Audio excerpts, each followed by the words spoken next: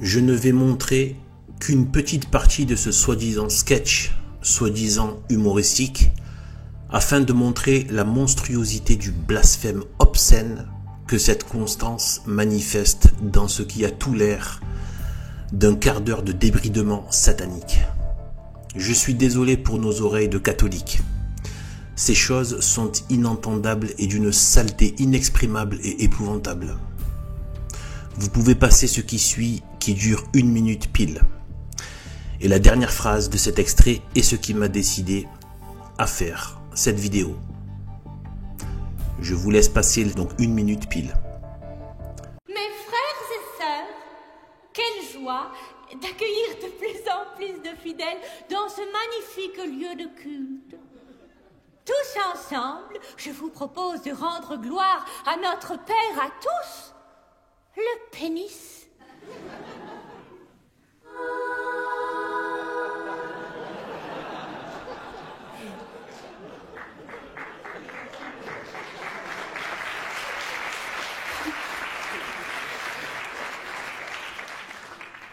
Oh pénis magnifique, à toi je m'abandonne parce que tu es grand. Merci pénis pour tout ce que tu as mis en moi. Tu me remplis d'espérance. Tu me fortifies par ta puissance. La Sainte Vierge veille sur nous tous. Dieu et la très sainte Mère de Dieu font l'objet de ces déjections démoniaques, ainsi que l'Église, la bonne sœur et le reste. Le tout tourné en pornographie et singerie insultante. Horrible. Je crois que même les crachats pourtant infects des caricatures de Charlie Hebdo ne m'ont pas fait autant saigner de l'intérieur.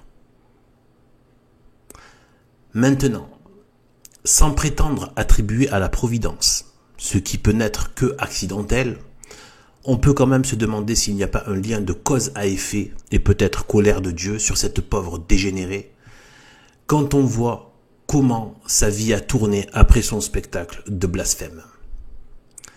En effet, elle avait joué ce pseudo-sketch à Montreux, Festival du Rire de Montreux, et 2 ans plus tard, lors d'une tournée à Besançon, qui est voisine de Montreux de 150 km, voici comment cela tourne.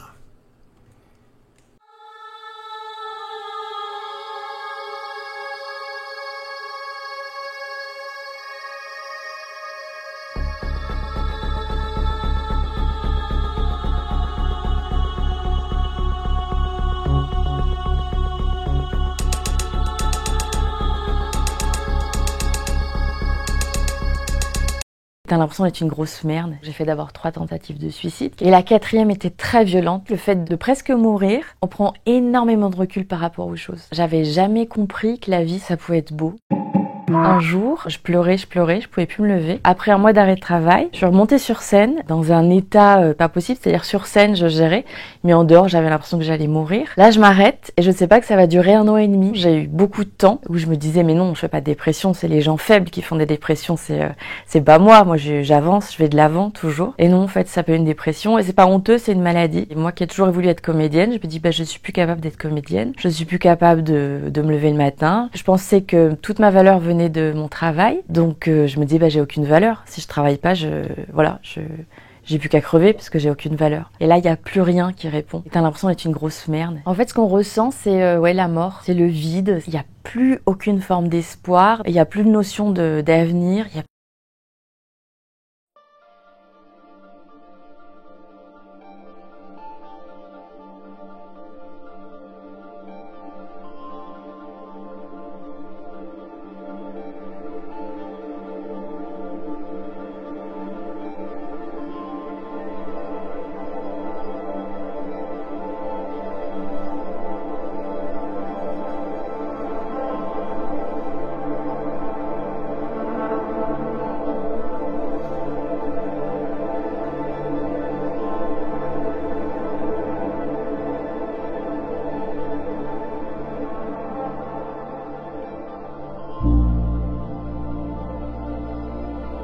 plus d'envie. Donc j'ai fait d'abord 3 tentatives de suicide, qui étaient plus des appels au secours qu'autre chose. Et la 4e était très violente, j'ai eu beaucoup de chance de m'en sortir. Les gens me disent oui, c'est égoïste de faire une tentative de suicide. Ah là là mes amis, quel bonheur de vous retrouver. Si vous saviez l'année de merde que je viens de traverser, si je chope le connard qui m'a souhaité une bonne année en janvier, je l'encule. Allez, je vous raconte un petit peu mon année sabbatique. Allez. Donc, octobre 2021, je fais un burn-out en plein milieu de ma tournée. Je me retrouve à pleurer comme une femme fontaine dans ma chambre d'hôtel à Besançon. Alors, Besançon, Saint-Étienne ou Maubeuge, c'est comme les films des frères Dardenne. Si t'as pas le moral, n'y va pas. Non, vraiment. Donc, je me retrouve à chialer comme un veau sans pouvoir m'arrêter. Dans ma tête, c'est l'ambiance du film Série Noire avec Patrick Devers qui se tape la tête contre sa bagnole dans un terrain vague sous un cracheur de pluie et Marie Trintignant qui glisse dans la boue. La fête, quoi. Me voici donc dans le cabinet d'un médecin généraliste que je supplie de me faire une piqûre d'amphétamine ou de me dépanner un petit peu en cocaïne pour pouvoir aller jouer le soir. Je lui répète les yeux écartés.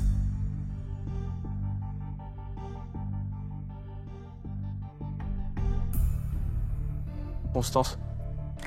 En fait, je suis assez déçue que tout tourne autour de ça, en fait. Oui. Enfin, je veux dire là, que le fait que vous m'invitiez, qu'on parle que de ça.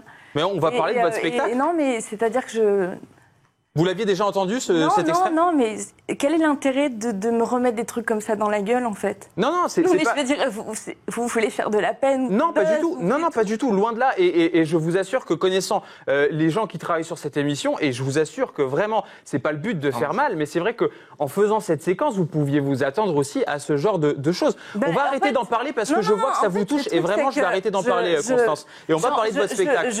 Mais vraiment. Je vous emmerde et j'emmerde vraiment tous les bien-pensants et tous les cons qui font que voilà, on va dire des trucs comme ça et qu'on va en mettre plein la gueule. Non, mais c'est pas une question de bien-pensant. Mais restez avec nous. Mais restez avec nous. On va parler de votre spectacle. Je vous remercie. Eh bien, écoutez, c'est le choix de Constance. Elle a décidé de partir. On va continuer l'émission. Voilà, de toute façon, c'est des choses qui arrivent. On comptait parler de son spectacle. Pour vous dire très honnêtement, il restait encore quand même une bonne partie de l'émission, une bonne dizaine de minutes où on comptait parler du spectacle. Je suis un peu déçu de la voir partir parce que c'est vrai que c'est une humoriste qu'on apprécie beaucoup. Cette séquence. C'est pas nous qui l'avons tournée, c'est elle qui l'a faite. J'aurais aimé en parler avec elle et voir si son message, parce qu'il y avait un message, c'était de montrer ses seins pour montrer aux réacs que finalement aujourd'hui on ne peut rien faire.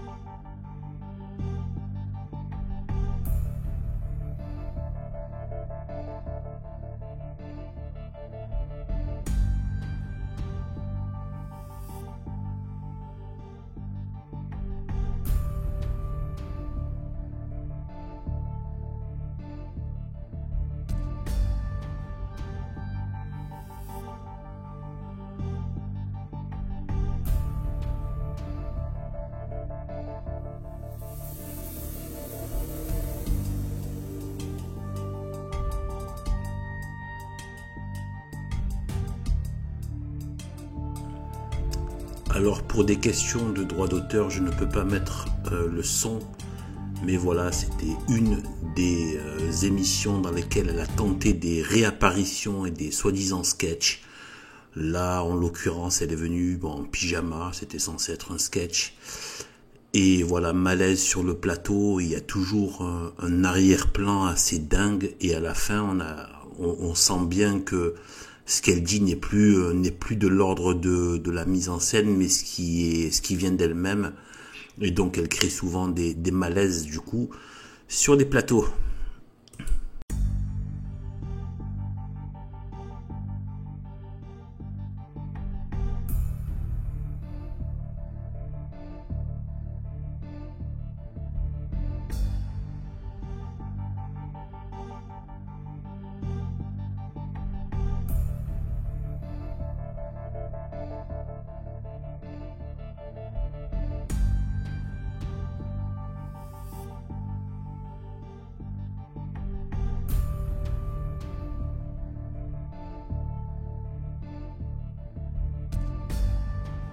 hygiène du queue dentaire, on aurait des très grosses dents.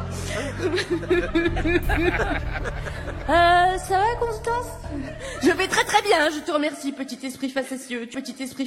Tu remarqueras que depuis le début de cette chronique, je suis irréprochable. Je suis droite comme un lit bien rigide. C'est moi ou tu transpires? Oui, il fait une chaleur dans ce studio.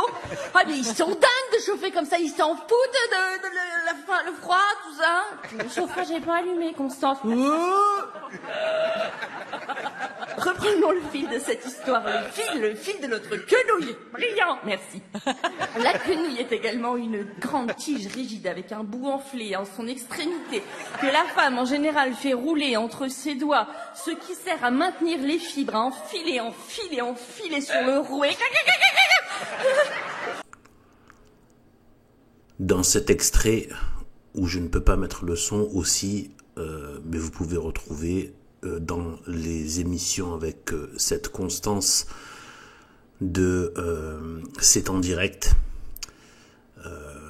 eh bien qu'elle débarque avec ce monsieur à droite, d'ailleurs qui a une tête bizarre et qui est en fait son esprit facétieux, son petit esprit facétieux personnifié, et qu'elle présente, voilà, en gros là elle l'a fait s'incarner, hein, en demandant à quelqu'un de le jouer, donc elle se trimballe bien avec un esprit facétieux, et donc voilà comme c'est moche que de servir d'instrument des démons, et les tourments dans lesquels ils mettent en rétribution,